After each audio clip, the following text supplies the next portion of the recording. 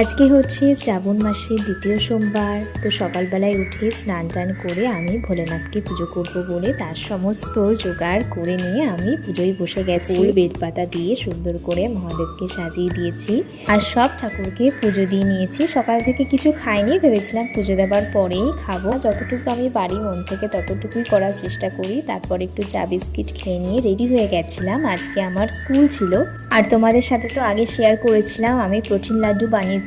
তো এটা রোজ আমি একটা করে খাওয়ার চেষ্টা করি, মাঝে মাঝে আমি ভুলেই যাই এটা খেতে। তারপর রেডি হয়ে বেরিয়ে পড়েছিলাম। সন্ধ্যাবেলায় আবার একটু বেরিয়েছিলাম বাইরে, কাজও ছিল আর একটু ঘুরছিলামও। আর বাড়ি আসার পথে টুকটাক কিছু খাওয়া দাওয়া করছিলাম। আর আমি যখনই বাইরে বেরোই বোন আমাকে বলে, দিদি আমার জন্য কিন্তু কিছু নিয়ে আসবি। তার জন্যই নিয়মনে গেছিলাম ওর জন্য কিছু একটা নেব বলে, সেটা নিয়ে বেরিয়ে পড়েছিলাম। আর বাইরে বেরিয়ে একটা কেক শপ দেখলাম। এখানের কেকগুলো দেখতে এত ভাল লাগছিল, প্রত্যেকটা কেক এক একটা থিমের উপরে, মানে খুব ভালো লাগছিল। এরকম সচরাচর খুব একটা দেখা যায় না আমাদের এখানটাতে। তো দেখছিলাম কিছুক্ষণ দাঁড়িয়ে, কেক শপের নামটা ঠিক খেয়াল করলাম না।